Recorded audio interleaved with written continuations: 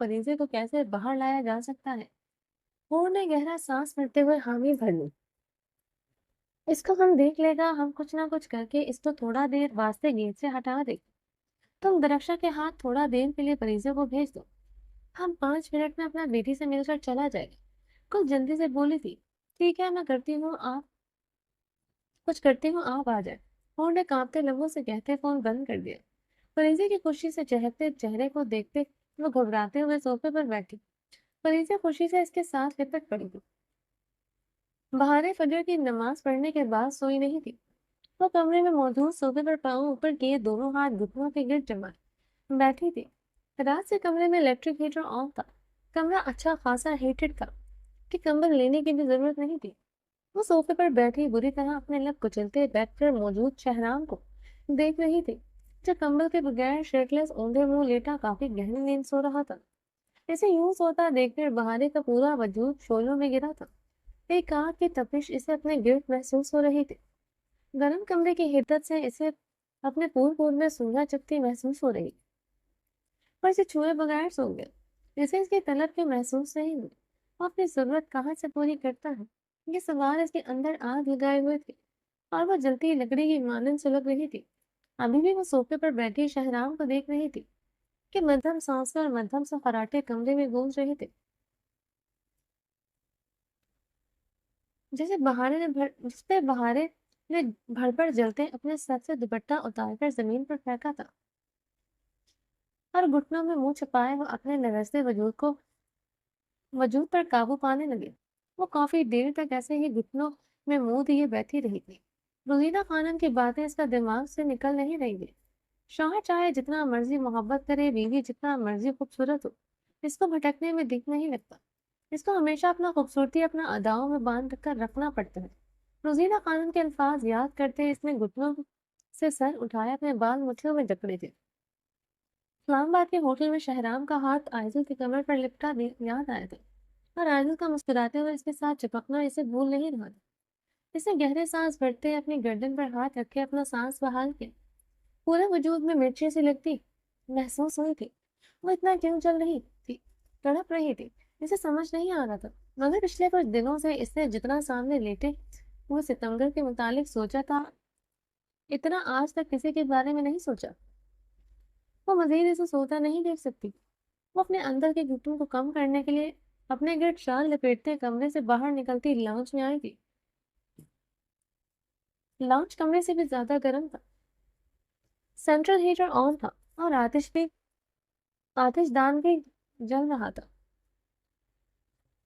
रोजीना खानम को सोफे पर बैठते तिलावत करता देख वो गहरा सांस भरकर रह गए थे।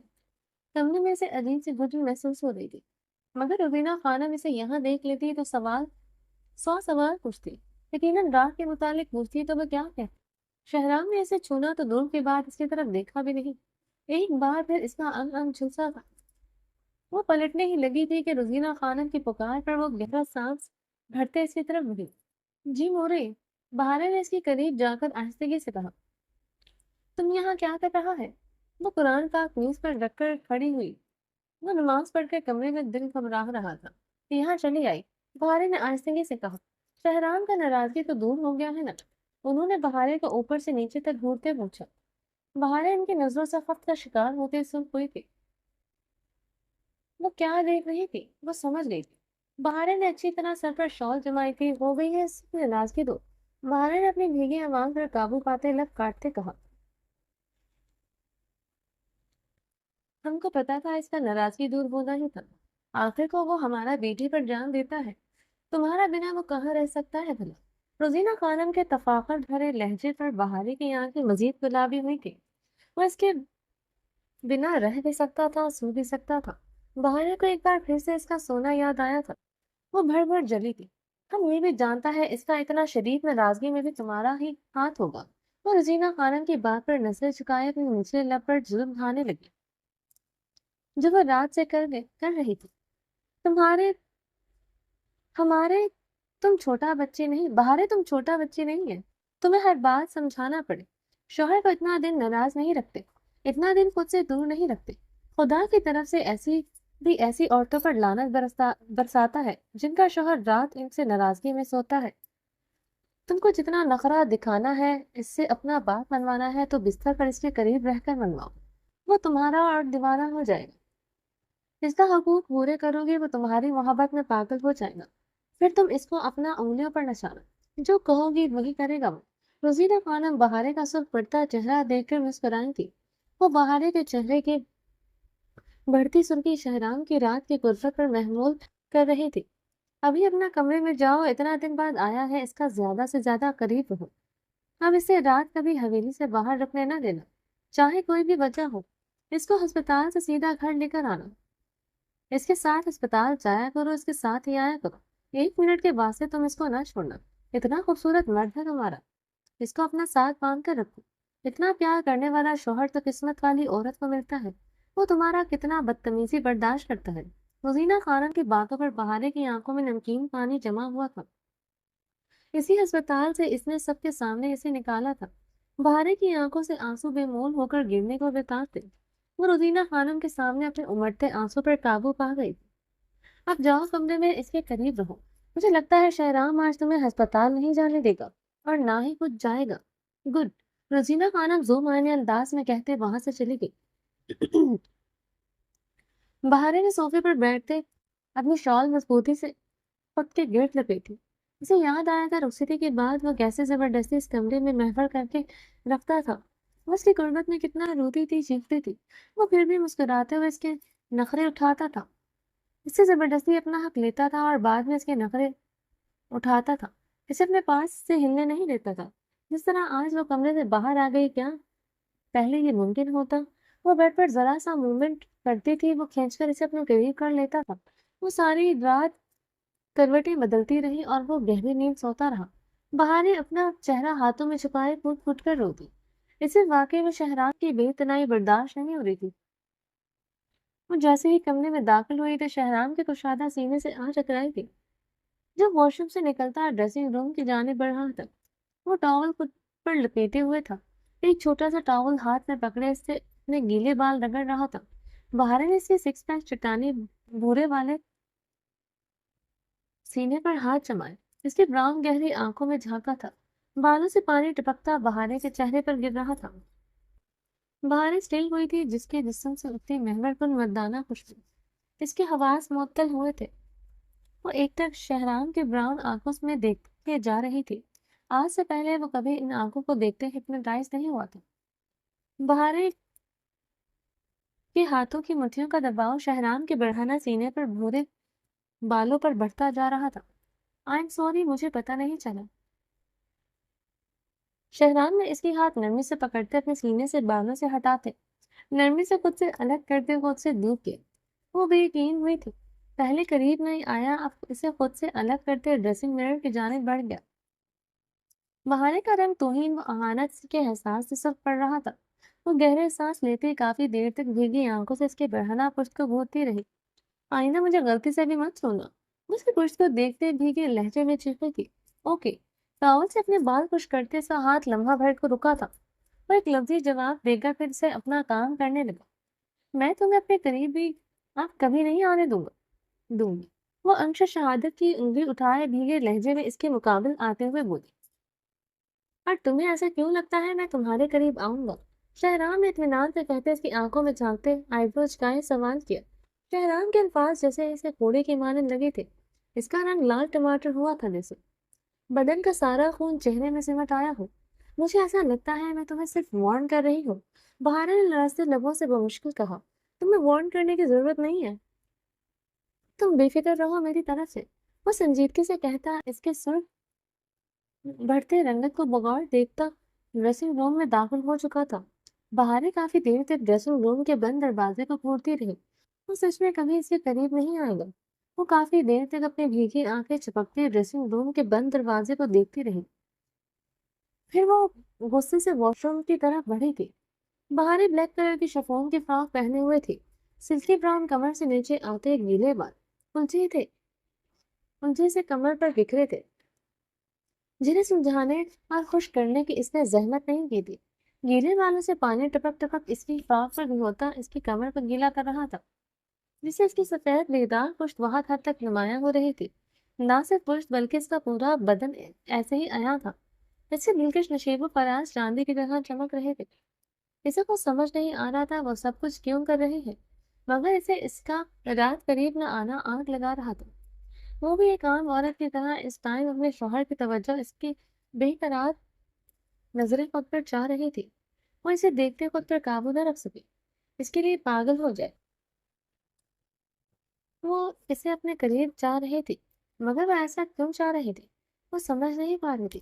اسے اس ٹائم شہرام کی طلب محسوس نہیں ہو رہی تھی، مگر وہ اس کی طلب بننا چاہتی تھی۔ وہ اس میں ڈوب کر ساری دنیا کو بھول جائے، اس کے سوا کچھ نظر نہ آئے۔ کتنی عام سی خواہش تھی ناز کی، ایک عام سی عورت کی طرح جسے اپنے شوہر کی توجہ چاہیے تھی۔ وہ ڈاکٹر بہارے نہیں، صرف اس وقت ایک عورت تھی جسے اس کے شوہر کی بے اتنائی مار رہی تھی، اور اسے آج پتہ چلا بے اتنائی کی مار سے بڑی کوئی سزا نہیں ہوتی۔ اسے آج ہی احساس ہوا تھا شہرام کی بے اتنائی، اس کا نظر انداز کرنا اسے برداشت نہیں ہو رہا تھا۔ وہ مر رہی تھی۔ بہارے نے ڈریسنگ روم کے بند دروازے کو شعلہ بار نگاہوں سے گھورا۔ وہ پچھلے آدھے گھنٹے سے ڈریسنگ روم میں بند تھا۔ وہ یقیناً ہاسپٹل جانے کے لیے تیار ہو رہا تھا۔ آج تو اس کی اتنی تیاری بھی چپ رہی تھی۔ پھر سے روزینہ خانم کے الفاظ سماعتوں میں گونجے تھے، اس کو ہسپتال سے سیدھا گھر لے کر آنا، اس کے ساتھ ہسپتال جایا کرو، اس کے ساتھ ہی آیا کرو، ایک منٹ کے واسطے تم اس کو نہ چھوڑنا۔ اتنا خوبصورت مرد ہے تمہارا، اس کو اپنا ہاتھ ساتھ باندھ کر رکھو۔ مگر وہ تو اکیلا ہی ہسپتال جا رہا تھا، رات کی معذرت کا ایک لفظ نہیں کہا۔ بہارے نے سوچتے ہوئے اپنی بھیگی آنکھیں اپنی ہتھیلیوں سے رگڑی۔ شہرام کے ڈریسنگ روم سے باہر آنے پر بہارے اپنی نظروں کا زاویہ بدلتے اپنے گیلے بالوں میں ڈرائر چلانے لگی۔ شہرام نے ڈریسنگ ٹیبل کی طرف بڑھتے اپنے رسٹ واچ اٹھائے پہنے۔ وہ اس دوران بہارے کو ایسے اگنور کیے ہوئے تھا جیسے وہ وہاں پر ہے ہی نہیں۔ بہارے نے جلتی آنکھوں سے اس کے مرر میں نظر آتے عکس کو دیکھا تھا۔ وہ اس کے بے حد قریب کھڑا تھا، اپنے شرٹ کے اوپری بٹن بند کر رہا تھا۔ لائٹ بلو جینس اور وائٹ شرٹ پہنے ہوئے تھا۔ سرخ و سفید رنگت براؤن گہری مقناطیسی آنکھیں مغروریت سے اٹھی تھی۔ تیکھی ناک اور گھنی تراشیدہ مونچھوں تلے انابی لب کھینچے ہوئے تھے۔ بہارے ڈرائر روکے اس کے عکس کو بغور دیکھ رہی تھی۔ یہ پہلی مرتبہ تھا وہ اسے ایسے غور سے دیکھ رہی تھی۔ جب سے شہرام نے ہاسپٹل جوائن کیا تھا وہ جینس شرٹ پہننے لگا تھا، اس کا ورزشی کسرتی باڈی زیادہ نمایاں ہوتی تھی۔ وہ اسے بے حد غور سے دیکھ رہی تھی۔ اسے احساس ہوا تھا شہرام واقعی میں اچھی خاصی پرسنالٹی کا مالک ہے۔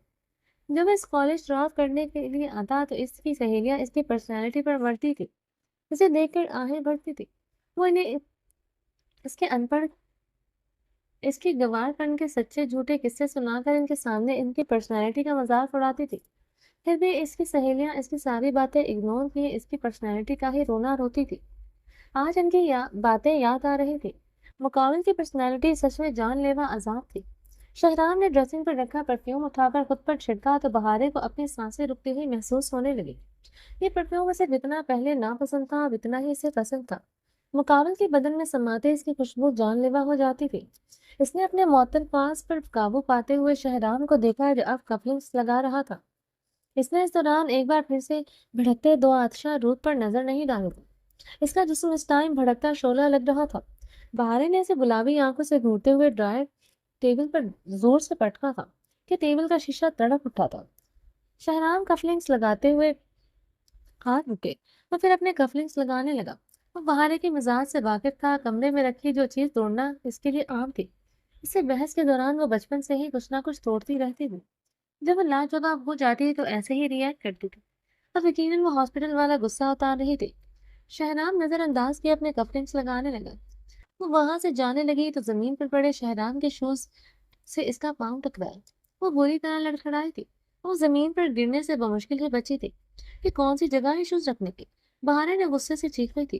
شہرام نے آئینے میں اس کے نظر آتے عکس کو ایک لمحے دیکھا اور پھر خاموشی سے اپنے بالوں میں برش کرنے لگا۔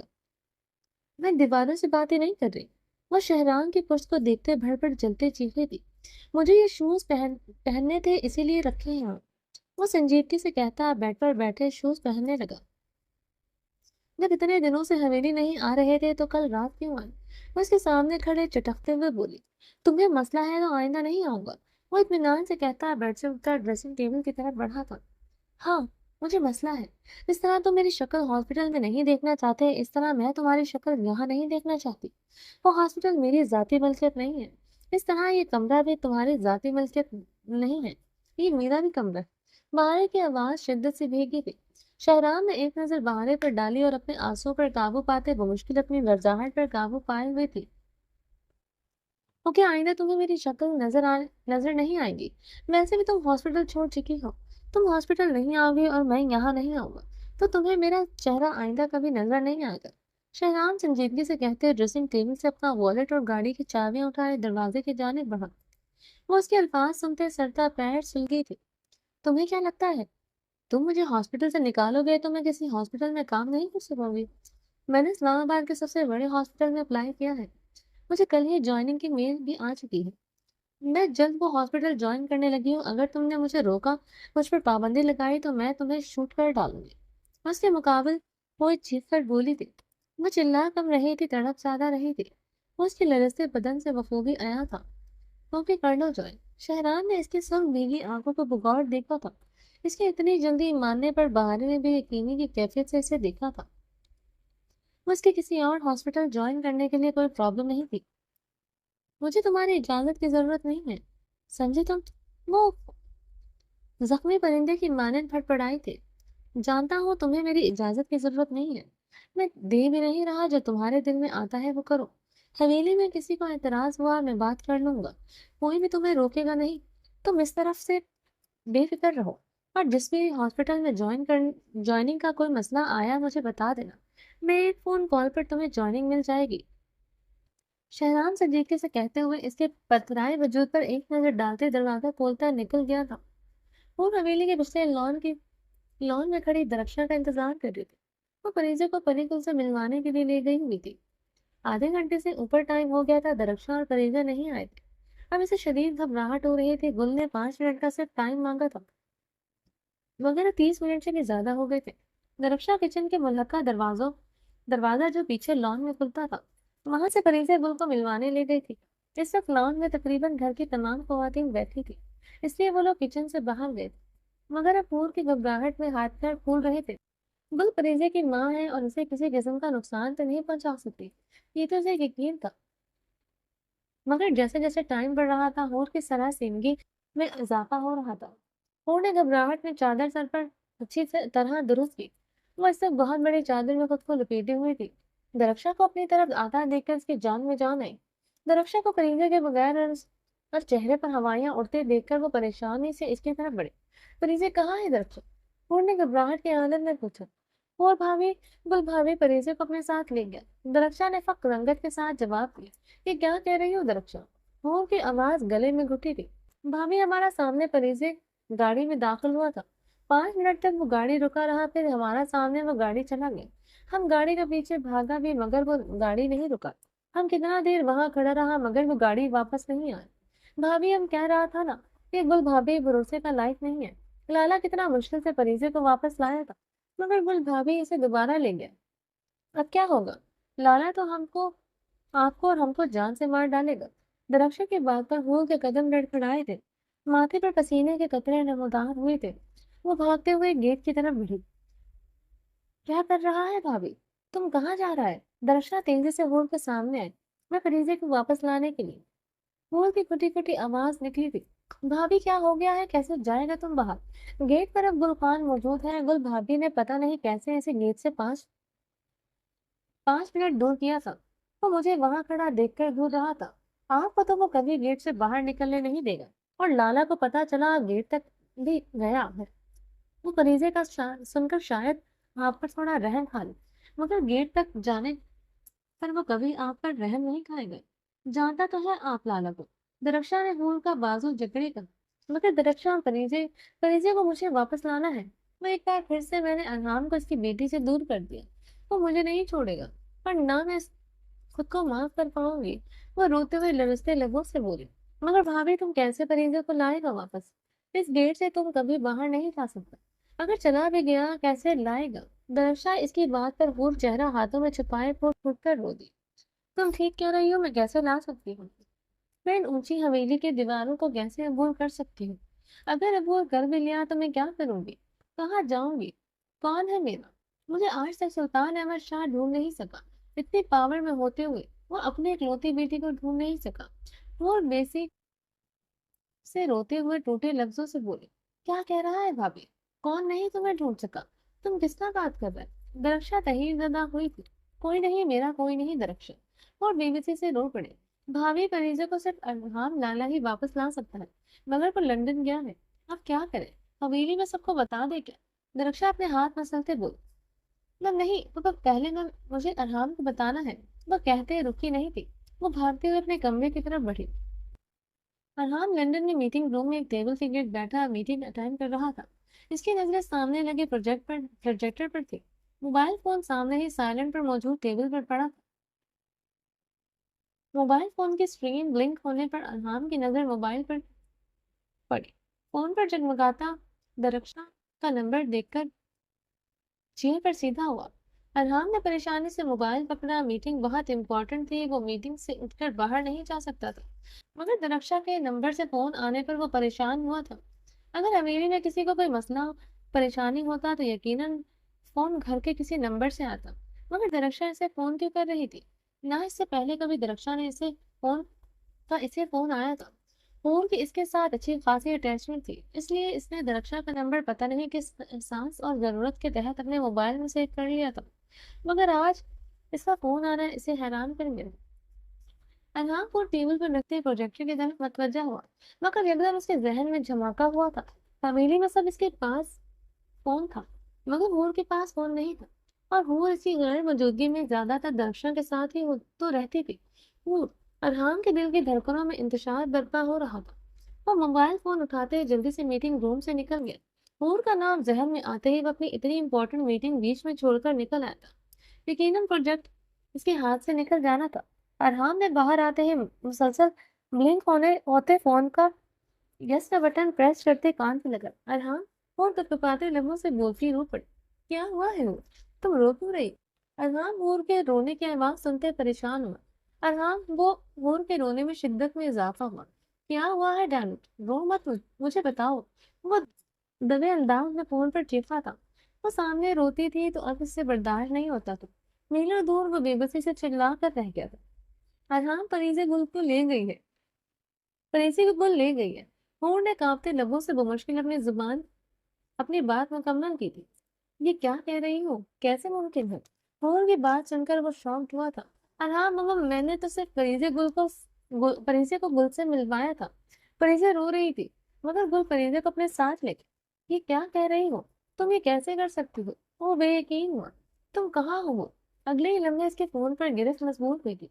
वो फोन पर पूरी कुव्वत से धाड़ा था। अरहाम की गरजदार आवाज सुनकर इसे अपने कान के पर्दे फटते महसूस हुए। फोन इसके हाथ से लरस कर जमीन पर जा गिरा था। वो शिद्दत से रोते हुए अपने कानों पर हाथ रख गई थी। ऐसी ही धार निकाह की रात को इसके कान के पर्दे फाड़ गई थी। स्पीकर से वो मुसलसल हूर हूर पुकार रहा था। जैसे जैसे अरहाम की पुकार में इजाफा हो रहा था, वैसे वैसे हूर के रोने में इजाफा हो रहा था। हूर अपने आंसू साफ करते बाहर लाउंज में आई, जहां हवेली के तमाम खवातीन विराजमान थी। वो मीना खानम को फरीजे के मुतालिक बताने के लिए इनकी तरफ बढ़ी ही थी कि दरक्षा भागते हुए आई थी। खानम भी, हवेली के बाहर वो आया है। दरक्षा फूलती सांसों के दरमियान बोली, कौन आया है? अमीना खानम ने ताज्जुब अमेज निगाहें दरक्षा पर गाड़ी, जिसका रंग सुर्ख पड़ रहा था। वो गाना गाने वाला सब आंखों वाला है ना, साहिर खानजादा आया है। दरक्षा की बात पर हूर ने सोफे की सतह पर अपना लरसता हाथ जमाया था। हवेली के बाहर गाड़ियों का लाइन लगा है। इतना लंबा कतार है, नजर नहीं आ रहा ठहर रहा। इन गाड़ियों में गार्ड्स ही गार्ड्स है। ऐसा लगता है सारा शहर का गाड़ियां गार्ड्स इधर ही आ गए हैं। पुलिस की गाड़ियां भी हैं। इतना बड़ा अफसर है इन गाड़ियों से उतरा है। दाजी तो परेशान हो गए। दरक्षा एक ही सांस में बोल रही थी, अल्लाह खैर करे। अमीना खानम और रोजीना खानम परेशानी से सोफे से उठती खड़ी हुई थी। कोई सुल्तान अहमद शाह जी आया है। इस साहिर खानजादा के साथ सुना है बहुत बड़ा आदमी है। बाहर सबसे मुलाजिम लोग यही कह रहा थे। अफसर लोग भी इसका सामने सर झुकाकर खड़ा था। निरक्षा की बात पर हूर के बदन पर लर्जा तारी हुआ था। इसने अपने चकराते सर को संभाला था, आंखों से सियाल मादा बहा था। वो दोनों हाथ सोफे की सतह पर जमाए शिद्दत गिरिया से फुट फुट कर रो दी थी। आज 6 माह बाद इसने ये नाम सुना था। सब हैरत से इसे यूं रोते हुए देख रहे थे। وہ سب کے سامنے آج پہلی مرتبہ روئی تھی، ورنہ ارحان خان زادہ کے ہر ظلم ہر تکلیف پر اس نے کبھی کسی کے سامنے آنسو نہیں بہائے تھے، مگر وہ آج صوفے پر ہاتھ جمائے اونچا اونچا رو رہی تھی۔ اسے ایسا روتے دیکھ کر عابد، بہارے اور ابرش بھی اب اپنی اپنی نشستوں سے اٹھی تھی۔ اس نے اپنی آنسو اپنی ہتھیلی سے صاف کرتے سب کو ایک نظر دیکھتے گہرے سانس لیے تھے۔ دوسرے ہی لمحے وہ مردان خانے کی طرف بڑھی تھی۔ سب نے حیرانگی سے اسے مردانے کی طرف بڑھتے دیکھا تھا۔ شال اس کے ایک کندھے پر لہراتے زمین بوس ہو چکی تھی۔ اس کے براؤن سلکی بال کمر پر لہرا رہے تھے۔ وہ بے پردہ مردان خانے کی طرف تیز تیز قدموں سے بڑھ رہی تھی۔ اس کے قدموں میں عجلت کے ساتھ ایک اعتماد بھی تھا۔ حیدر خان اپنی حویلی کے بڑے سے سٹنگ روم میں رقیہ خانم اور حاکم خان کے ساتھ بیٹھا ہوا تھا۔ وہ آج جلدی حویلی آ گیا تھا۔ آتے ساتھ وہ ہمیشہ کی طرح رقیہ خانم کے پاس آیا تھا۔ وہ سٹنگ ایریا میں بیٹھی تھی، اس لیے آج وہ یہیں چلا آیا تھا۔ اوس گل میں رقیہ خانم کے ساتھ صوفے پر بیٹھی تھی۔ کیا بات ہے حیدر، آج تم جلدی چلا آیا؟ رقیہ خانم کی بات پر حیدر خان صوفے پر سیدھا ہوا تھا۔ جی مورے آفس کا کام ختم ہوا تو جلدی آ گیا، حیدر خان مودبانہ لہجے میں بولا۔ حیدر، سوات میں جو نیا ہوٹل کھلا ہے وہ کیسا چل رہا ہے؟ حاکم خان نے پوچھا۔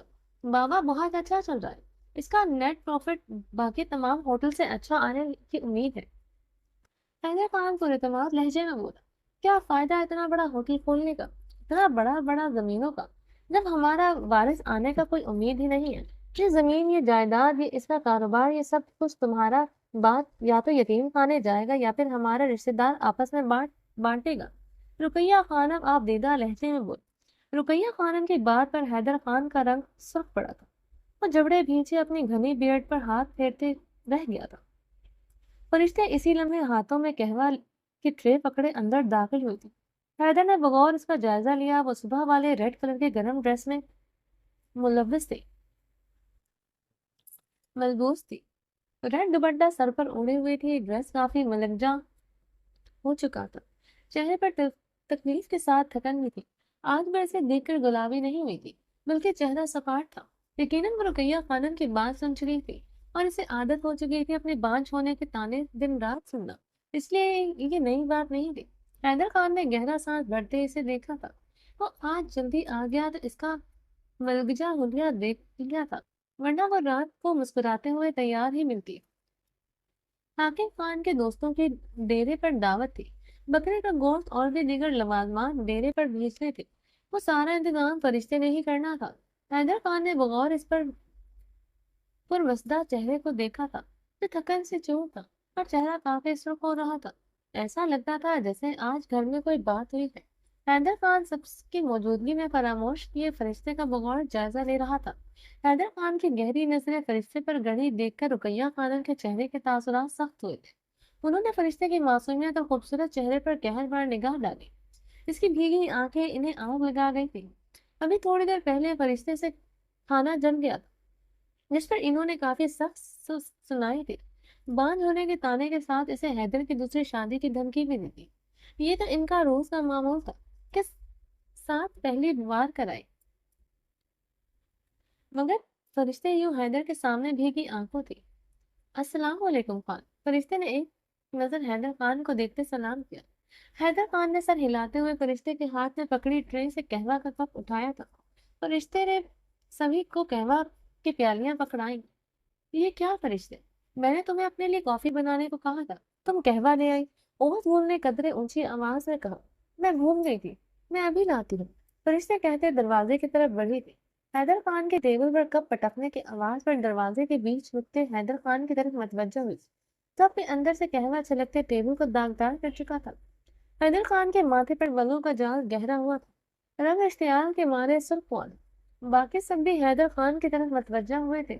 خان، فرشتے گھبراتے ہوئے حیدر خان کی طرف بڑھی تھی۔ تم جاؤ یہاں سے فرشتے، حیدر خان نے لب نیچے کہا۔ لیکن خان، سنا نہیں تم نے؟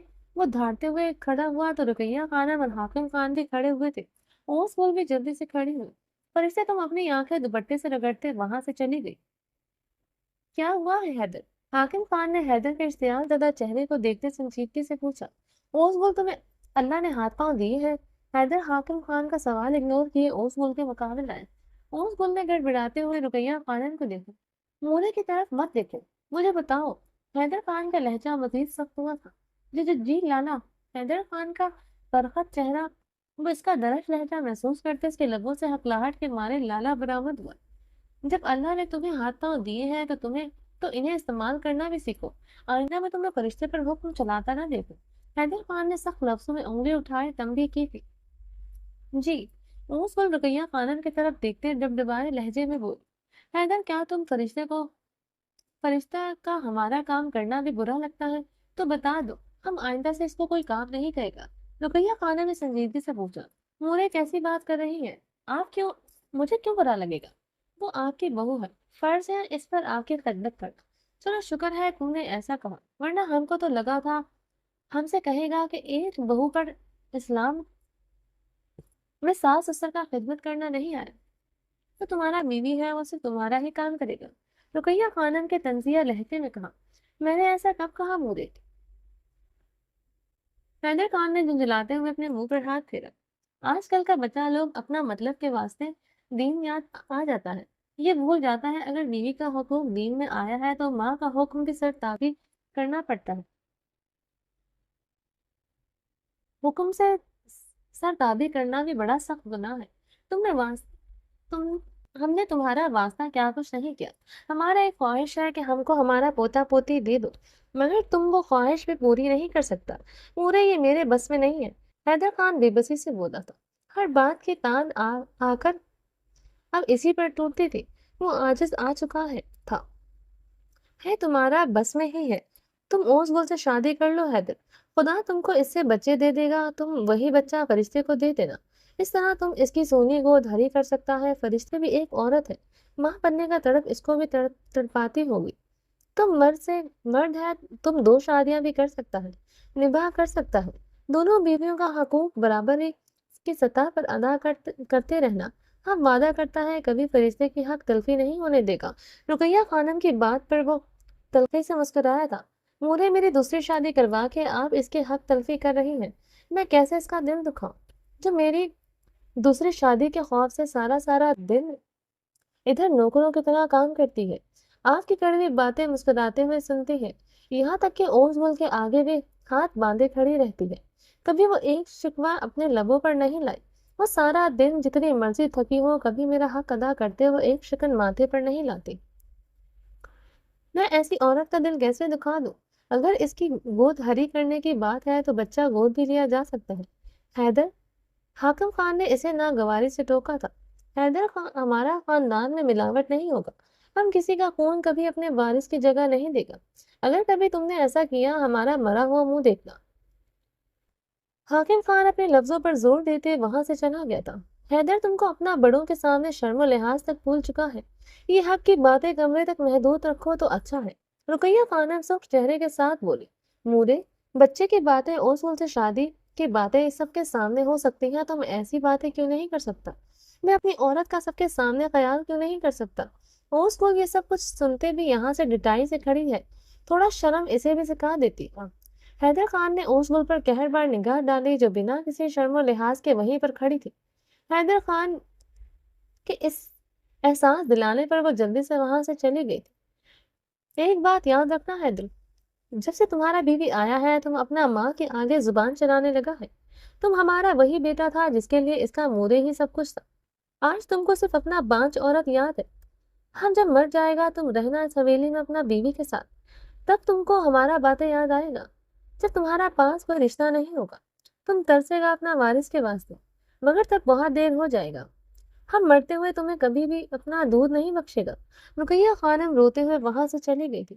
حیدر خان نے غصے سے اپنی بال مٹھیوں میں جکڑتے ہوئے ٹیبل پر پڑا کپ اٹھا کر دیوار پر دے مارا تھا۔ رمز عشق تحریر نور آصف قسط 76 پارٹ 2۔ وردان خانے میں اس وقت درید خان، البت خان اور زران خان زادہ صف پر برجمان تھے۔ پولیس افسران صف پر بیٹھے تھے جن میں بہت اعلیٰ افسران تھے۔ سلطان احمد کے پرسنل گارڈز مردانے کے باہر بندوقیں تانے کھڑے تھے، باقی گارڈز حویلی کے گیٹ پر موجود تھے۔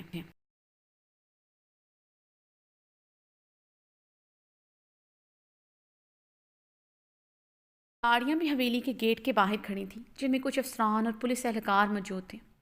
ساحر خان زادہ بلو جینز پر بلیک شرٹ اور بلیک لیدر کی جیکٹ میں ملبوس تھا، جس کا چہرہ بے انتہا سنجیدہ اور سپاٹ تھا، آنکھیں شدید سرخ جیسے ان میں لہو اترا ہو۔ وہ دونوں ہاتھوں کی انگلیاں آپس میں پھنسائے اس پر پیشانی ٹکائے سفید چمکتے ماربل کو گھور رہا تھا۔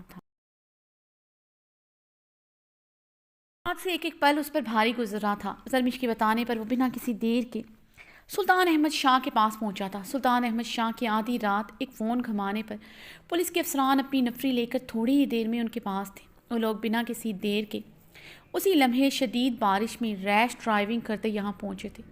زرمش نے یہی بتایا تھا کہ حور فرشتے بابی کی حویلی میں ہے۔ ساحر خان زادہ اسی لمحے سمجھ چکا تھا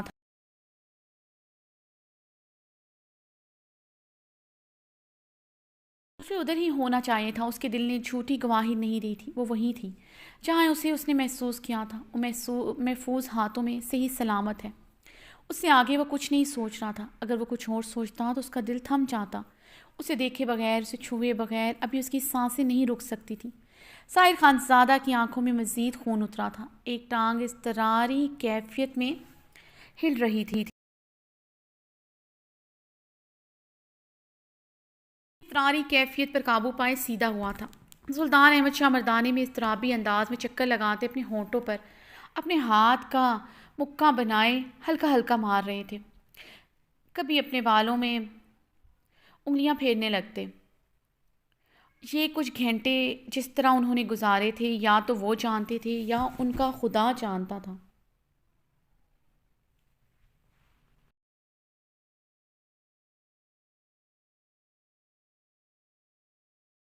زیادہ کے انکشاف پر ان کا دل کچھ پلوں کے لیے رک گیا تھا، زبان گنگ ہوئی تھی۔ ان کی بیٹی یہاں پہاڑوں میں تھی، انہیں یقین نہیں آیا تھا۔ انہوں نے 2 منٹ میں اس حویلی اور یہاں کے مکینوں کا بایو ڈیٹا نکال لیا تھا۔ یہ لوگ خان ہیں اور ان کا اس علاقے میں کافی روب و دبدبہ ہے۔ انہیں تمام انفارمیشن چند لمحوں میں ہی مل چکی تھی۔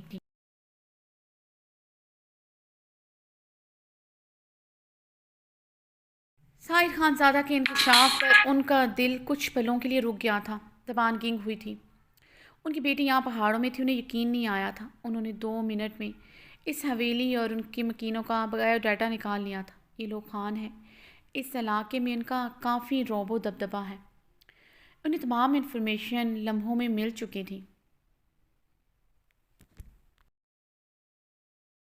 اور یہ بھی حویلی ارحم خان زادہ کی۔ حور یہاں کیسے پہنچی وہ نہیں جانتے تھے۔ وہ یہاں کس حیثیت سے رہ رہی ہے وہ یہ بھی نہیں جانتے تھے۔ ان کی بیٹی ٹھیک اور صحیح سلامت ہے، انہیں اس سے آگے کچھ نہیں سوچنا تھا۔ وہ 6 ماہ میں بہت سے گھروں میں بہت بڑی بڑی حویلیاں، بنگلوں، مختلف کلبز، بہت سے کوٹھوں پر چھاپہ مار چکے تھے۔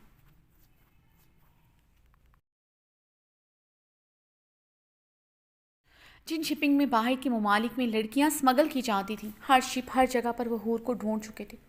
ایسے میں ان کی کیا حالت ہوتی وہ وہی جانتے تھے۔ ان کی بیٹی یہاں کس حویلی میں بالکل محفوظ ہے، یہ خبر ان کے لیے آب حیات تھی۔ وہ کوئی رسک نہیں لے سکتے تھے۔ یہ لوگ خانزادہ فیملیز تھے۔ اگر وہ کسی وجہ سے مکر جاتے اور ان کے پاس نہیں ہے، وہ زنان خانے میں چھاپہ مارنے کا ارادہ رکھتے تھے۔ ان کے ساتھ لیڈی پولیس بھی تھی۔ اگر وہ پھر بھی انہیں زنان خانے میں قدم نہ رکھنے دیتے یا پھر ان کی بیٹی کو نہ بلواتے تو وہ یقیناً اس حویلی کی اینٹ سے اینٹ بجا دیتے۔ ابھی وہ اضطراری انداز میں چکر لگاتے، خدا سے دعا کر رہے تھے ان کی بیٹی یہاں موجود ہو۔ سمیع اللہ خان، درید خان، اربد خان سلطان احمد شاہ کو سنجیدہ نگاہوں سے گھور رہے تھے۔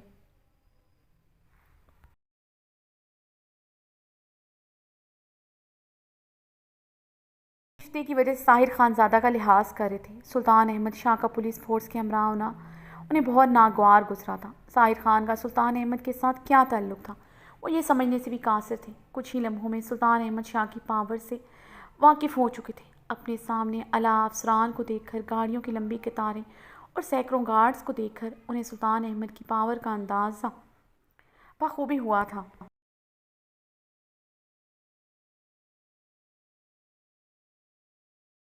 سامنے کھڑا بلیک کلر کے سوٹڈ بوٹڈ ہلکے گرے بالوں اور ہیزل گرے آنکھیں والوں کی پرسنالٹی بھی کافی شاندار تھی۔ وہ کون تھا؟ وہ لوگ یہ بھی نہیں جانتے تھے، مگر زران خان زادہ سلطان احمد شاہ کو جانتا تھا، اور یہ بھی ان کی کمپنی کا اربوں کا کانٹریکٹ سلطان احمد کی شاہ کی کمپنی کے ساتھ تھا۔ بلکہ ان کا پورا بزنس ہی اس کانٹریکٹ کے سہارے کھڑا تھا۔ سلطان احمد شاہ جیسے اتنے بڑے بااثر انسان کے یہاں آنے کی وہ وجہ سمجھ نہیں پا رہا تھا۔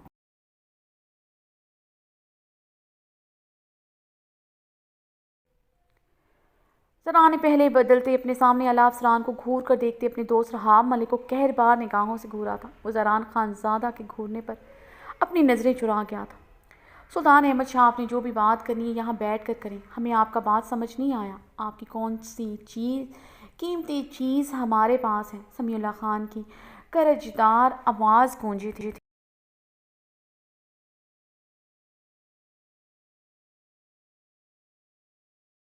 میری بیٹی اس حویلی میں ہے، اسے بلوائیں یہاں۔ سلطان احمد نے سرخ ہوتی آنکھوں سے جواباً سمیع اللہ سے بھی گرجدار آواز میں کہا تھا کہ حویلی کے در و دیوار لرز اٹھے تھے۔ شاہ صاحب، ہم بات کرتے ہیں۔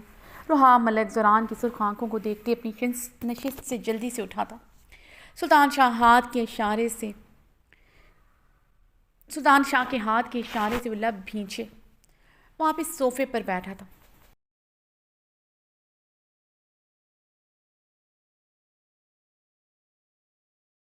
افسران پہلو بدل کر رہ گئے تھے۔ سامنے زران خان زادہ، اس علاقے کا سردار، اور اس علاقے کے بااثر لوگ بیٹھے تھے جن کی حویلی میں وہ موجود تھے، اور سامنے کھڑا انسان اس ملک کے بااثر لوگوں میں سے ایک تھا، اور وہ لوگ بھی پریشان تھے۔ سلطان احمد شاہ نے موقع ہی نہیں دیا تھا۔ اوپر تک اس کے فون گئے تھے جس کی وجہ سے وہ لوگ ان کے ساتھ تھے۔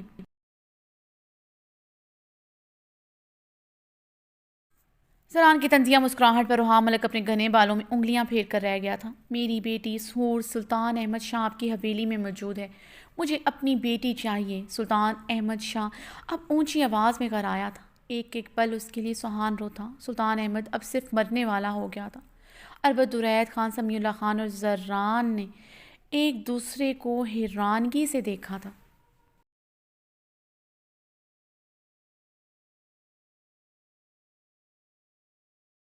اس سے پہلے سمیع اللہ خان کچھ کہتے، حور مردانے میں داخل ہوئی تھی۔ اسے یوں بے پردہ مردانے میں داخل ہوتے دیکھ کر درید، اربد خان، زران خان زادہ اور سمیع اللہ خان اپنی اپنی نشستوں سے کھڑے ہوئے تھے۔ سب کے چہروں پر شدید قسم کی سرخی چھائی تھی۔ زران نے اپنی مٹھیاں بھیجتے رخ پلٹا تھا۔ اس نے کبھی حور پر ایک نظر نہیں ڈالی تھی، اپنی نگاہیں اٹھا کر اسے کبھی نہیں دیکھا تھا۔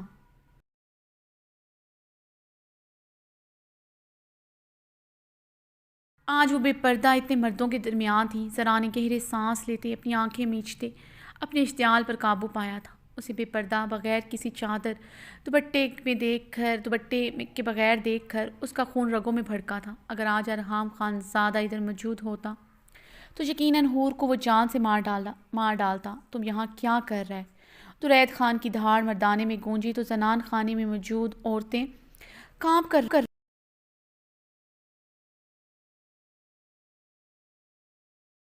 زنان خانے کے بیچ میں الحقہ بڑے سے لکڑی کے دروازے کے پاس پتھر بنی کھڑی تھی۔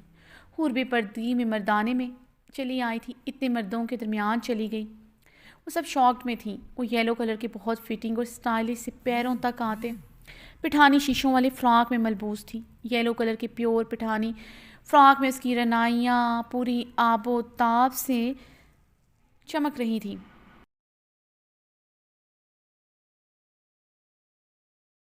اس کی جسمانی خد و خال کو اس فراک میں بڑی سی پاؤں تک لپٹی چادر نے چھپایا ہوا تھا، مگر اب وہ بغیر کسی چادر کے، بغیر کسی دوپٹے کے شعلہ جوالا بنی مردان خانے میں داخل ہوئی تھی۔ اوپر سے اس کے لمبے کھلے بالوں نے اس کے دمکتے روپ کو دو آتشا بنایا ہوا تھا۔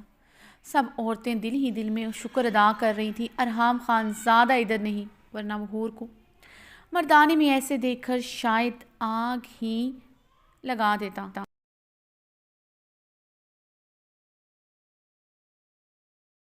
جانتے تھے وہ حور کی خوبصورتی کو لے کر کتنا پوزیسو ہے۔ سلطان احمد شاہ سٹل ہوئے تھے۔ حور کو اپنے سامنے دیکھ کر ساحر خان زادہ جلدی سے صوفے سے کھڑا ہوا۔ وہ حقیقت کا روپ دھار کر اس کے سامنے کھڑی تھی۔ دل پہ یقین ہوا تھا وہ آج بھی ویسے ہی تھی۔ ساحر خان زادہ نے لڑکھڑاتے ہوئے دیوار کا سہارا لیا۔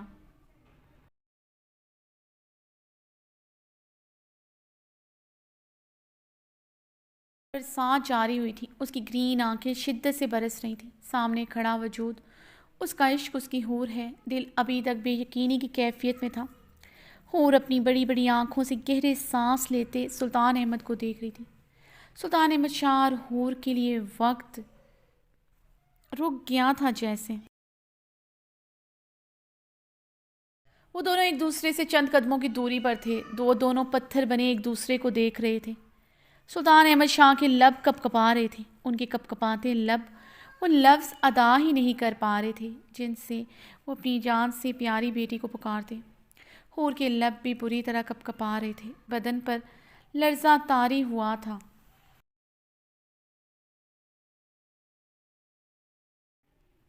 دونوں مجسم آنکھوں سے ایک دوسرے کو صرف دیکھے جا رہے تھے، جیسے اگر ذرا سی پلکیں جھپکائی تو یہ منظر آنکھوں سے اوجھل ہو جائے گا۔ آنکھوں کے پردوں پر دھند کی دیوار بڑھتی جا رہی تھی۔ منظر دھندلا ہوتا جا رہا تھا، اس لیے بدن کی کپ کپاہٹ بھی بڑھتی جا رہی تھی۔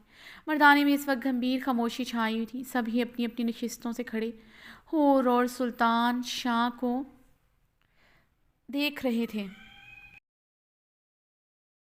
حویلی کے مردوں کے چہرے اشتعال سے سرخ تھے۔ وہ سب سرخ چہروں کے ساتھ حیرانگی سے یہ منظر دیکھ رہے تھے۔ سلطان احمد شاہ باس جیسا باس انسان اب رو رہا تھا۔ وہ بظاہر مضبوط دکھنے والا باس انسان کا جسم بری طرح لرز رہا تھا۔ مضبوط مردانہ ہاتھ کپ کپا رہے تھے جو وہ حور کی طرف بڑھا رہے تھے مگر بڑھا نہیں پا رہے تھے۔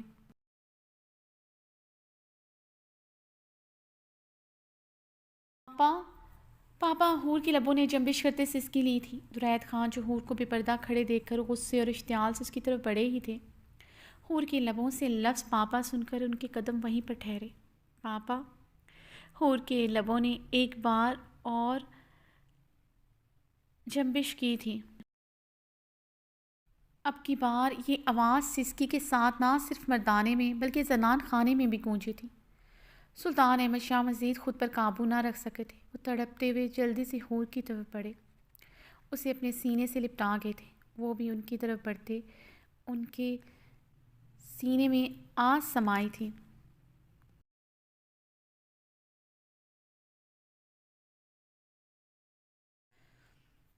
پاپا! وہ ان کے سینے میں سمائے شدت سے رو دی۔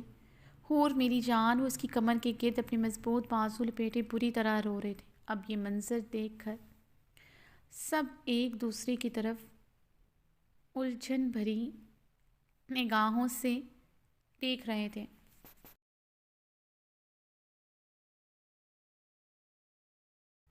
شہرام خانزادہ ہاسپٹل کے میٹنگ روم میں بیٹھا کچھ فائلز چیک کر رہا تھا مگر آئزل کی گہری نظریں خود پر محسوس کرتے اس کے لب بھینچے تھے۔ وہ اس کے ساتھ والی چیئر پر بیٹھی تھی۔ بلیک کلر کی ویلویٹ کی لانگ شرٹ ٹائٹس پر پہنے ہوئی تھی، ایک طرف شال کندھے پر ڈالی ہوئی تھی۔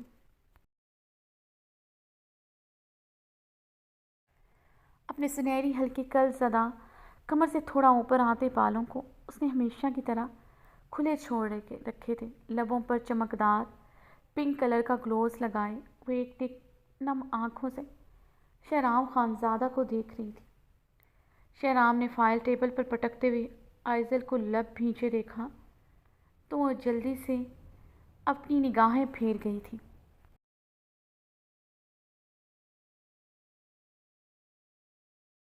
کیوں کر رہی ہیں آئزل اس طرح؟ شہرام نے اس کی جھکی لرزتی گھنی پلکوں اور سرخ چہرے کو بغور دیکھتے بھاری آواز میں پوچھا۔ تم تو سب جانتے ہو شہرام، پھر بھی یہ سوال کر رہے ہو؟ آئزل نے بھیگے لہجے میں جواباً سوال داغا تو شہرام اپنے گھنے بالوں میں انگلیاں پھیر کر چیئر سے ٹیک لگا گیا تھا۔ آئزل کی آنکھوں کی نمی بڑھتی جا رہی تھی۔ وہ چیئر سے ٹیک لگائے اسے اب چھپتی نگاہوں سے دیکھ رہا تھا۔ کیوں مجھے اگنور کرتے ہو؟ کیوں تم تک میری فیلنگز نہیں پہنچ پا رہی؟ میں نے تمہارے لیے خود کو کتنا بدل لیا ہے۔ جیسا لباس تمہیں پسند ہے وہی پہننے لگی ہوں، جو تمہیں کھانے میں پسند ہے وہی کھانے لگی ہوں، جو رنگ تمہیں پسند ہے اس کے علاوہ کوئی رنگ مجھے بھاتا ہی نہیں۔ میری کبرڈ میں اب صرف سیاہ رنگ پایا جاتا ہے۔ وہ چیئر سے کھڑے ہوتے ہوئے اس سے بہتی آنکھوں سے اپنے دل کا حال بتا رہی تھی۔ شہرام چیئر سے ٹیک لگائے بے بسی سے اس کی آنکھوں کی نمی دیکھ رہا تھا۔ اس کے آنسوؤں سے تکلیف دے رہے تھے۔ سامنے کھڑی معصوم دل رکھنے والی لڑکی یوں عارضہ کیے جانے والی سلوک کی مستحق نہ تھی۔ تم جو کہو گے میں کروں گی، میں یہاں کی عورتوں کی طرح پردہ کرنے کو تیار ہوں۔ تم مجھے اپنی حویلی رکھو گے، میں رہ لوں گی۔ تم مجھے اپنی حویلی رکھو گے، میں وہاں بھی رہ لوں گی۔ جیسے رکھو گے ویسے رہ لوں گی۔ تم کہو گے تو کبھی اس حویلی سے قدم باہر بھی نہیں نکالوں گی۔ تم جس حال میں رکھو گے رہ لوں گی۔ تم جہاں کھڑے کرو گے وہاں کھڑی رہوں گی۔ تم سن کے نیچے کھڑا کرو گے پگھل جاؤں گی۔ تمہاری مرضی کے بغیر قدم نہیں آگے بڑھاؤں گی۔ تم برستی بارش میں کھڑا کرو گے، میں وہیں کھڑی رہوں گی۔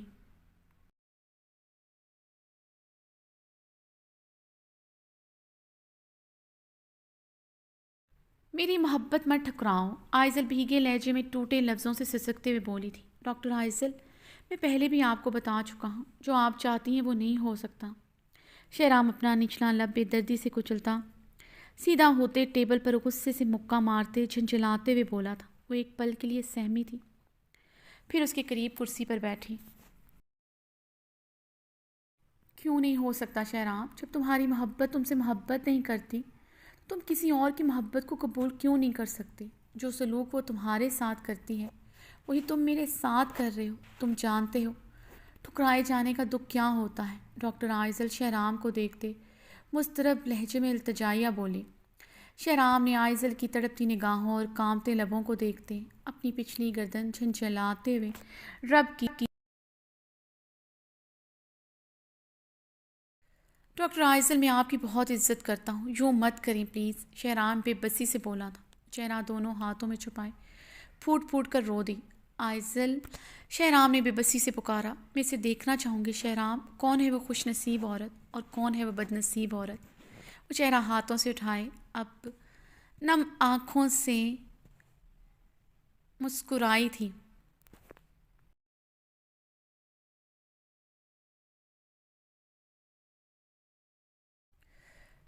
ٹھکرا تو چکا تھا اور یہ دوسری مرتبہ تھا، آج پھر وہ ٹوٹ کر بکھرتی ہنس پڑی تھی۔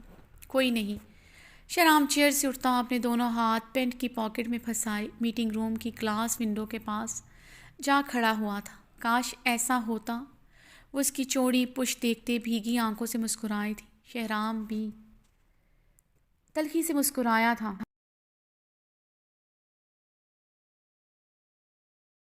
وعدہ کرو مجھ سے شہرام، تو میری جگہ کبھی کسی کو نہیں دو گے، اس کو بھی نہیں۔ آئزل نے اس کے قریب ہوتے اپنی نازک ہتھیلی پھیلائی تھی۔ محبت سے ہی محبت نہ صحیح، دوست تو صرف وہی اس کی تھی، اور وہ اپنی جگہ اس انجان لڑکی کو لینے کبھی نہیں دے سکتی تھی۔ آپ کی جگہ کوئی نہیں لے سکتا آئزل۔ شہرام نے بہت نرمی سے اس کی ہتھیلی کو ہلکا سا ٹچ کیا تھا۔ آئزل اس کی گریز پر نم آنکھوں سے مسکرا پڑی، درد بھری مسکراہٹ۔ مجھے ہمیشہ اپنی دوست سمجھو گے نا مم؟ مجھے اپنی دوستی سے محروم تو نہیں کرو گے نا؟ مجھے اس ہاسپٹل سے تو نہیں نکالو گے نا؟ آئزل نے معصومیت سے ایک بار پھر سے ٹوٹے لفظوں سے یقین دہانی چاہیے تھی۔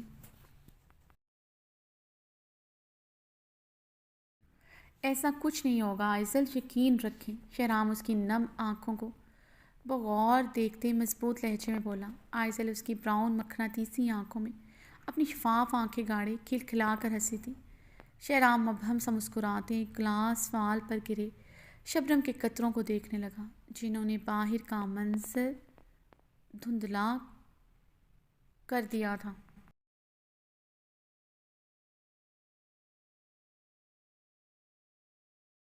احمد شاہ حور کے ساتھ صف پر اس کا ہاتھ تھامے بیٹھے تھے۔ وہ بار بار اس کی ہتھیلی چومتے، اس کے ہاتھ کی پشت اپنی نم آنکھوں پر لگاتے تھے۔ سبھی اپنی اپنی نشستوں پر بیٹھے سچویشن کو سمجھنے کی کوشش کر رہے تھے۔ حور نے جو کچھ بتایا تھا اس کے مطابق اس کا باپ مر چکا تھا، وہ ایک غریب باپ کی بیٹی تھی۔ اب یہ سب کیا تھا؟ سلطان احمد دیوانوں کی طرح اپنی بیٹی کے ہاتھ چوم رہے تھے۔ سلطان احمد کے لیے ان کی بیٹی کیا اہمیت رکھتی ہے، یہ وہاں بیٹھا ہر انسان لمحوں میں جان چکا تھا۔ اتنے پیار کرنے والے باپ سے اس کی بیٹی آخر کیسے جدا ہو گئی؟ یہ کیسے ممکن تھا؟ مگر حویلی کے مکینوں کے چہرے ابھی بھی اشتعال سے سرخ تھے۔ وجہ حور کا مردانے میں موجود ہونا تھا۔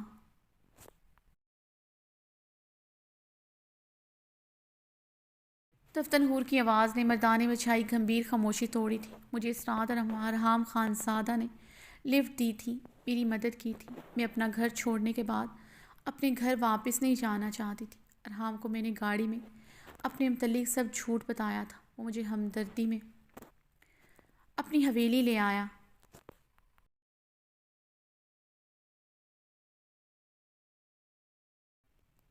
میں نے اپنی حماقت نادانی پہ اس پر جھوٹا الزام لگا کر اس کا کردار داغدار کیا تھا۔ میں نے اس دن گل سے جو بھی کہا وہ سب جھوٹ پر مبنی تھا۔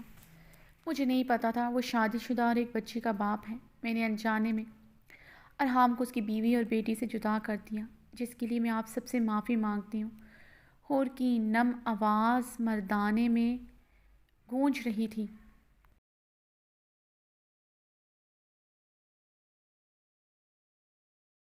سب خاموشی سے سن رہے تھے۔ زران اپنی مٹھیاں بھیج کر رہ گیا تھا۔ اسے شروع دن سے ارحام خان زادہ پر یقین تھا۔ ارحام کبھی بھی زنا نہیں کر سکتا تھا۔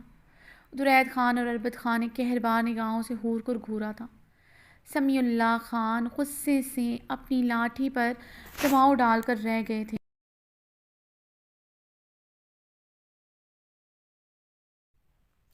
اب اس سب کا فائدہ نہیں تھا۔ ہور کا سب کے سامنے سچائی بتانا ان کی عزت مزید اچھال رہا تھا۔ وہ اب ہور سلطان احمد شاہ نہیں بلکہ ہور ارحام خان زادہ تھی۔ اس کی عزت اب ارحام خان زادہ کی عزت کے ساتھ جڑی تھی۔ اس دن تو ارحام کی عزت اتنی نہیں اچھلی تھی جتنی آج ہور کا بے پردگی میں مردان خانے میں موجود ہونے سے ارحام خان زادہ کی عزت اچھلی تھی۔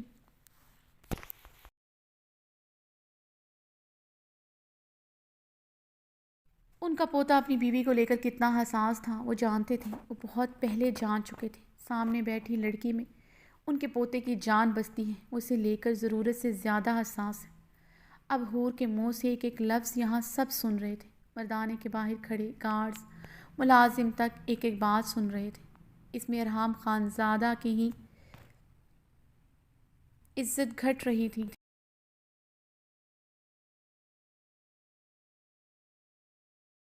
درید خان، زران خان زادہ اور البت سب کا یہی حال تھا۔ ہور کا یہاں موجود ہونا ہی انہیں قہر میں مبتلا کر رہا تھا۔ جو بھی ہے اب تم اس حویلی کا عورت ہے۔ ارحام خان کی عزت، اس کا بیوی، اس کا عورت، ہم کو اب فرق نہیں پڑتا۔ تم نے اس دن جھوٹ کہا یا سچ؟ درید خان صوفے سے اٹھتے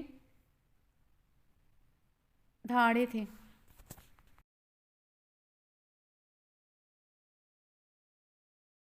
ساحر خان زادہ نے دل پر ہاتھ رکھتے اپنی سرخ بھیگی آنکھیں ہور پر گاڑی۔ ہور ساحر خان کی سبز آنکھوں میں دیکھتے سسکی بھرتے نظریں چرا گئی تھی۔ مجھے فرق پڑتا ہے۔ یہ ہور ارحام خان زادہ نہیں، ہور سلطان احمد شاہ ہے۔ میری بیٹی کو اس لب و لہجے کی عادت نہیں ہے، اس لیے اس طرح بات مت کریں ہور سے۔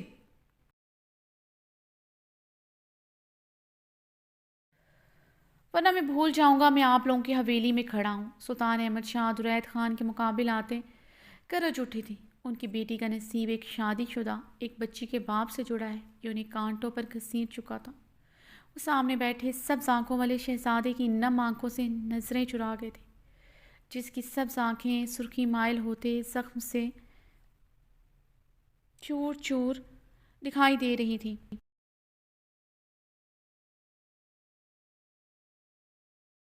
باہر کھڑے سلطان احمد شاہ کے گارڈز یہ سب سنتے مردانے میں داخل ہوتے سب پر بندوقیں تان گئی تھیں۔ ہور بھی جلدی سے صوفے سے کھڑی ہوئی۔ یکدم سب اپنی اپنی نشستوں سے کھڑے ہوئے تھے۔ زران خان زادہ کے گارڈز بھی اب اندر داخل ہو چکے تھے، مگر زران کے اشارہ کرنے پر وہ وہاں سے مستدی سے چلے گئے تھے۔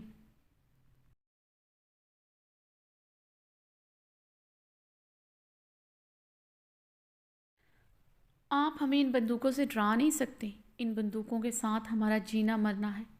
بچہ بچہ یہاں اس بندوق کو چلانا جانتا ہے۔ آپ یہاں سے ہی سلامت کھڑے ہیں۔ یہ صرف ہماری اعلیٰ ظرفی ہے جو ہم دکھا رہے ہیں۔ زران نے ایک گارڈ سے بندوق ایک ہی جست میں چھینتے دور اچھالتے گرجتے ہوئے کہا، سلطان احمد شاہ نہ کسی سے ڈرتا ہے نہ ڈراتا ہے۔ سلطان احمد شاہ کا نام ہی کافی ہے۔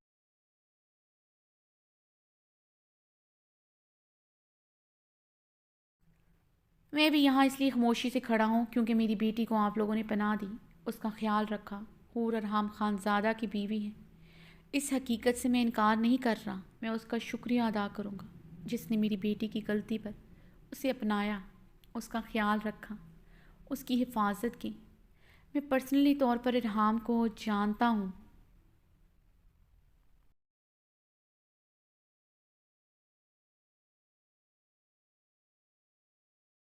وہ ایک اچھا انسان ہے، میں اس کا شکریہ ادا کروں گا جس نے میری بیٹی کو پناہ دی، اسے اپنی عزت بنایا۔ مگر میں اپنی بیٹی سے کسی کو اونچی آواز میں بات کرنے کی اجازت نہیں دے سکتا، کسی صورت نہیں دے سکتا، یہاں تک کہ اس زبان کو حلق سے کھینچ سکتا ہوں جو میری بیٹی کے سامنے اونچی ہوئی۔ سلطان احمد شاہ کی آنکھیں سرخ ہوئی تھیں۔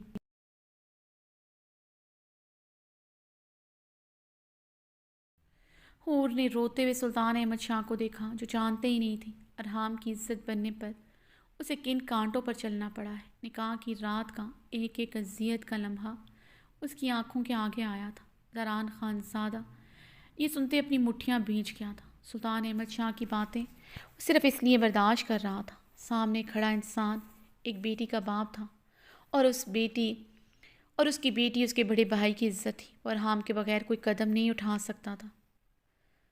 سب ہی ارحام خانزادہ کی وجہ سے یہ سب برداشت کر رہے تھے، ورنہ گولیاں اور موت سے وہ لوگ ڈرتے نہیں تھے۔ مگر سامنے کھڑی لڑکی ان کی بہو تھی اور ارحام خانزادہ درید اور اربد خان کو بیٹوں سے بڑھ کر تھا۔ ساحر خانزادہ صوفے پر بیٹھا بھیگی نگاہوں سے سامنے کھڑی ستمگر کو دیکھ رہا تھا۔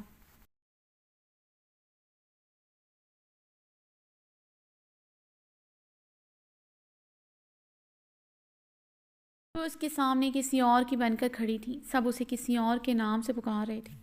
اس نے سوچا نہیں تھا زندگی میں کبھی وہ لمحہ آئے گا وہ اس کے سامنے کسی اور کی بن کر کھڑی ہوگی اور وہ یہ سب سن کر بھی زندہ ہوگا۔ ساحر خانزادہ کو سانسوں کا تعلقہ بہت بھاری لگنے لگا تھا۔ وہ دل پر ہاتھ رکھے گہرے سانس لے رہا تھا۔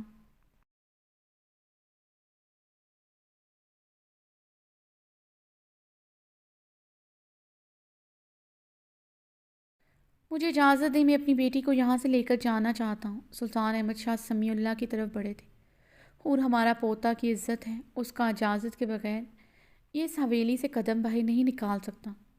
سمیع اللہ خان نے سنجیدگی سے باروب الفاظ میں اپنا فیصلہ سنایا۔ میں اپنے پاپا کے ساتھ جاؤں گی۔ حور کی سپاٹ اور اٹل آواز گونجی تھی۔ حویلی کے مرد اپنے جبڑے بھینچ کر رہ گئے تھے۔ میری بیٹی میرے ساتھ ہی جائے گی۔ سلطان احمد شاہ کی گرجدار آواز گونجی تھی۔ حویلی کے مرد غصے سے سرخ آنکھوں سے حور کو قہر بار نگاہوں سے گھور کر رہ گئے تھے۔ ارحام خانزادہ کا حور پر مکمل اختیار تھا، حق تھا۔ وہ ہوتا تو یقیناً حور مردانے میں قدم بھی نہ رکھ سکتی، باقی کوئی بھی اسے روکنے کا اختیار نہ رکھتا تھا۔ زران نے تو حور پر دوسری نگاہ نہیں ڈالی تھی۔ سلطان احمد شاہ آگے بڑھتے حور کو اپنی مضبوط باہوں کے حلقے میں سمائے مردانے سے باہر کی جانب بڑھے۔ وہ جس طرح بے پردہ مردانے میں آئی تھی اس طرح بے پردہ مردانے سے باہر جا رہی تھی۔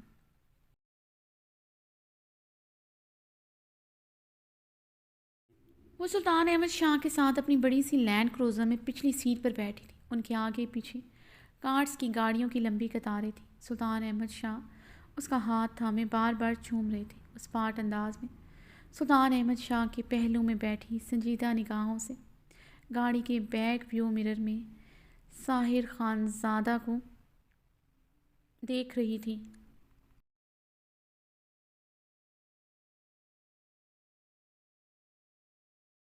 جو ڈرائیونگ سیٹ پر بیٹھا ڈرائیو کرتے نم شکوہ کناہ نگاہوں سے بیک ویو مرر سے اسے ہی دیکھ رہا تھا۔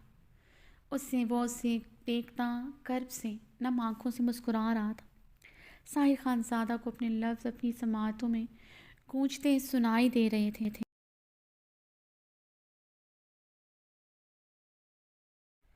اس کی آنکھوں سے آنسو بہہ رہے تھے، لبوں پر مسکراہٹ رقصہ تھی۔ وہ ابھی بھی اسے اسمارٹ نگاہوں سے دیکھے جا رہی تھی۔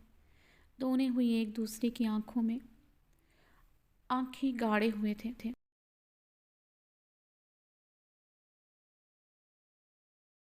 تم 18 کی ہونے سے پہلے ہی میری ہو جاؤ گی، مکمل طور پر صرف ساحر خان زادہ کی، سر سے لے کر صرف میری، تم پر صرف ساحر خان کا حق ہوگا، اور ساحر خان پر تو صرف تمہارا ہی حق ہے۔ میں کچھ دن تو کیا، ساری عمر تمہارا گارڈ بن کر رہنا چاہتا ہوں۔ وہ اپنے لفظ یاد کرتا، اسے بھیگی نگاہوں سے دیکھتا، مسکرائے جا رہا تھا۔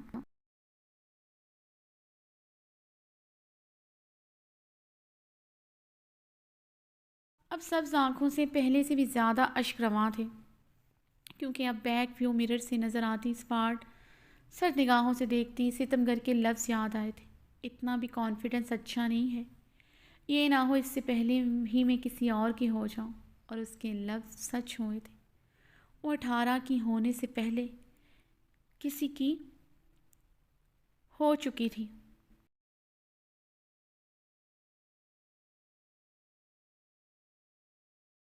کاش اس دن وہ اس کے لفظ پورے ہونے سے پہلے اس کی زبان کھینچ لیتا۔ ساحر خان اسے بیک ویو مرر سے سرخ آنکھوں سے دیکھتا، اپنے ہاتھوں کی گرپ سٹیئرنگ پر مضبوط کر کے آتا۔ میرا یار کیوں مجھ سے دور ہوا، یہ دل کتنا مجبور ہوا، کوئی کیا اب اس جوڑے کا جو شیشہ چکنا چھوڑ ہوا۔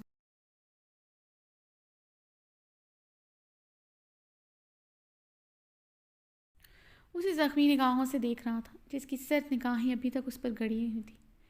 گاڑی کی سپیڈ تیز ہوئی تھی، سبز آنکھوں میں آنسوں کی لڑیوں میں اضافہ ہوا تھا۔ یکدم گاڑی کو جھٹکا لگا تھا، اس سے پہلے ہور کا سر گاڑی کی اگلی سیٹ سے ٹکراتا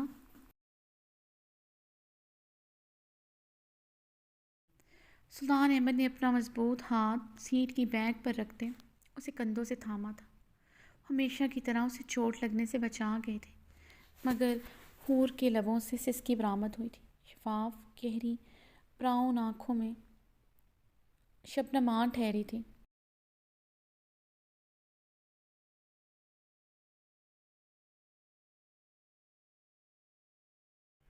کیا ہوا میری جان، تمہیں کچھ ہوا تو نہیں؟ سلطان احمد دیوانوں کی طرح ہور کی نم پلکوں پر انگلیاں رکھے اس کا ماتھا چوم گئے تھے۔ وہ اب نم نگاہوں سے ساحر خان کو دیکھ رہی تھی، جو روتے ہوئے اس سے شکوہ کناں نگاہوں سے دیکھ رہا تھا۔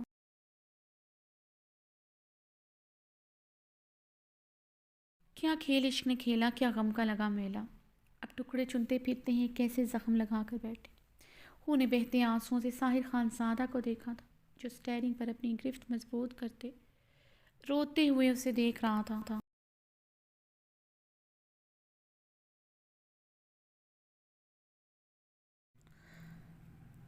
سبز آنکھوں میں شکووں کی رمق بڑھتی جا رہی تھی۔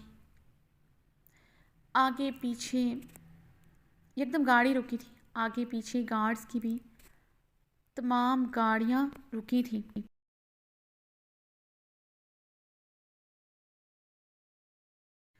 سلطان احمد شاہ نے ہور کا ہاتھ لبوں سے لگائے ساحر خان زادہ کو دیکھا، جو سٹیئرنگ پر ہاتھ جمائے گہرے سانس لے رہا تھا۔ سلطان احمد شاہ اپنی بھیگی آنکھیں رگڑتے اپنی نگاہیں پھیر کر رہ گئے تھے۔ ساحر خان زادہ یکدم گاڑی سے اترتا، گاڑی سے ٹیک لگائے برستی بارش کا حصہ بنا تھا۔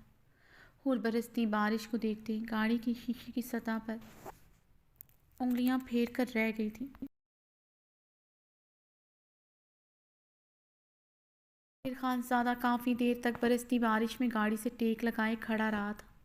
اندر بیٹھی ہور کو گاڑی میں گھٹن ہونے لگی تھی۔ اس نے گاڑی کا شیشہ کھولا، برستی بارش کی پھوار کھڑکی سے اندر آتی سے رک گئی تھی۔ وہ اب بہتے جھرنے کی طرف تیز تیز قدموں سے بڑھ رہا تھا۔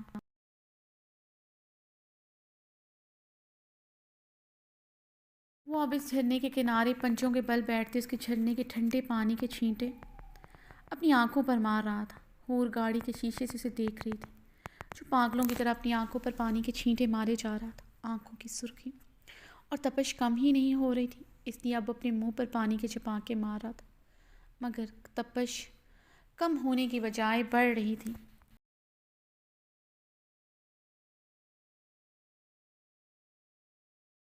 بارش نے شدت اختیار کی تھی، وہ اب آسمان کی طرف دیکھ رہا تھا۔ بس اتنی خطا تھی، عشق کیا، کیوں عشق کیا، یہ سزا ملی۔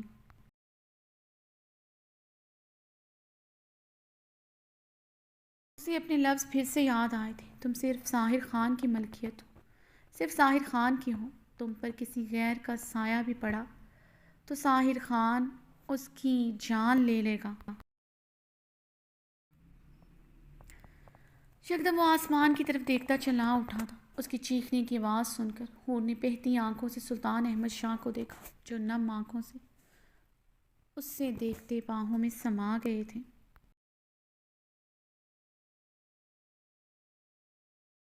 جانے کتنے گھنٹوں کتنی میلوں کی مسافت طے کرنے کے بعد سلطان مینشن آیا تھا۔ دونوں کے وجود تو پتھرائے ہوئے تھے، کسی کو کچھ خبر ہی نہ ہوئی تھی۔ دونوں کی آنکھوں سے آنسو اب خشک ہو چکے تھے۔ سلطان احمد شاہ گاڑی سے اترتے حور کی طرف بڑھے۔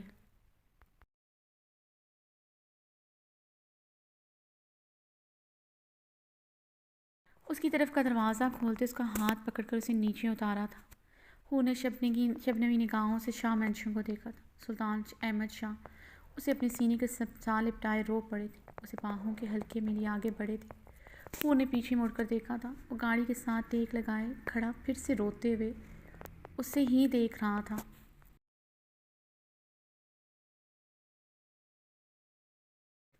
کیا عشق نے کھیل کھیلا، کیا لگا دل غم کا لگا یہ میلہ ہے، دل آج بھی میرا اکیلا تھا۔ وہ اسے امید نہیں ٹوٹی اس دل کی، وہ اسے دیکھتے ہوئے روتے ہوئے اپنی نگاہیں پھیر گیا تھا۔ حور سلطان احمد شاہ کے حلقے میں سمائی شاہ مینشن میں داخل ہو چکی تھی۔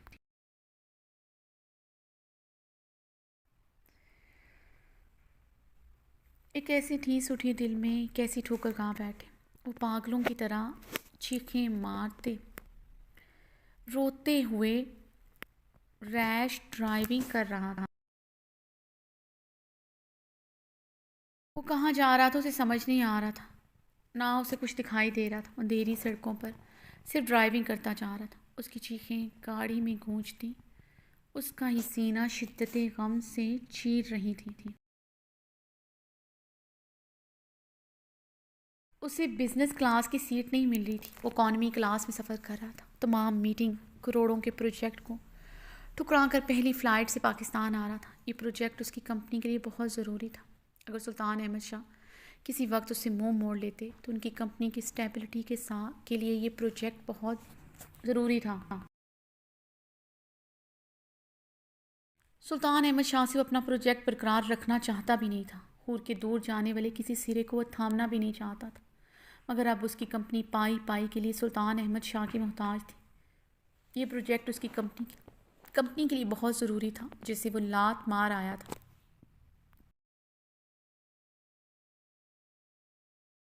اس کی بیٹی حویلی نہیں تھی اور اس کی بیوی بے انتہا خوفزدہ تھی۔ اسے کسی چیز کی پرواہ نہیں تھی۔ اس وقت اس کے رونے کی آواز اس کی سماعتوں میں گونج رہی تھی۔ اس نے اپنی گھنے بالوں میں انگلیاں پھیرتے اضطرابی انداز میں سیٹ سے ٹیک لگائے آنکھیں مودی تھیں۔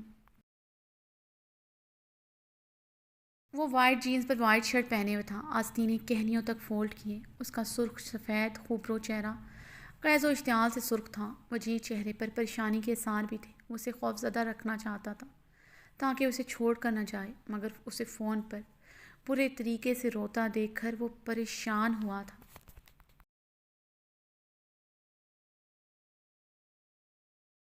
جس طرح رو رہی تھی وہ سمجھ چکا تھا، وہ اس کی دھاڑ سے خوفزدہ ہو چکی تھی، مگر وہ صرف اس وجہ سے چلایا تھا۔ پریزے کا حویلی سے جانا نہیں بلکہ وہ کدھر ہے یہ سوچ کر مشتعل ہوا تھا۔ گل نے کہیں اسے نقصان نہ پہنچا دیا ہو، وہ یہ سن کر پریشان ہوا تھا۔ گل خان نے اسے بتایا تھا حور حویلی کے گیٹ پر نہیں آئی، پریزے کو گیٹ تک ترکشاں لائی تھی۔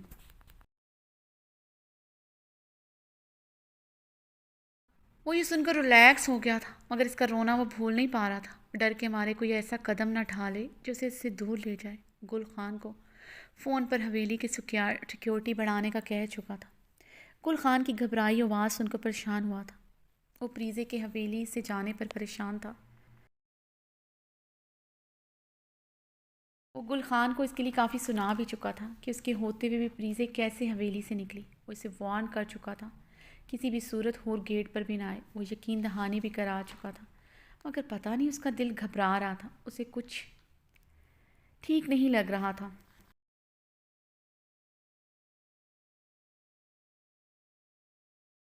حویلی میں اب اس کا کوئی بھی فون نہیں اٹھا رہا تھا اور مٹھیاں بیچے اس طرح بھی انداز میں سفر کے ختم ہونے کا انتظار کر رہا تھا۔ اتنا تو اسے یقین تھا، چاہے کچھ بھی ہو جائے، اور کتنی بھی غلطیاں کرے، مگر وہ کبھی اس کی دہلیز عبور نہیں کرے گی۔ یہ صرف اس کے اندر کا ڈر تھا کہ وہ اپنے پیار کرنے والے باپ کو چھوڑ آئی، کہیں اسے بھی چھوڑ نہ دے، مگر وہ کبھی اس کی حویلی عبور کر جائے یہ ناممکن تھا۔ وہ اس کے قہر سے بخوبی واقف تھی اور یہ ڈر وہ کبھی ختم بھی نہیں کرنا چاہتا تھا۔ اسے اپنی بیوی سانسوں سے بھی زیادہ عزیز تھی، اسے کبھی خود سے دور نہیں جانے دے سکتا تھا۔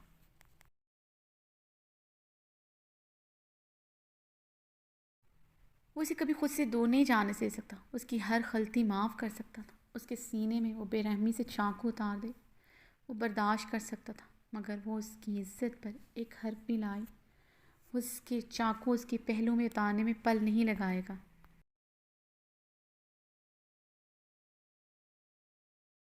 اس کی آنکھیں سرخ ہوئی تھیں، اس نے اپنی آنکھیں میچتے سیٹ کے ساتھ ٹیک لگائی۔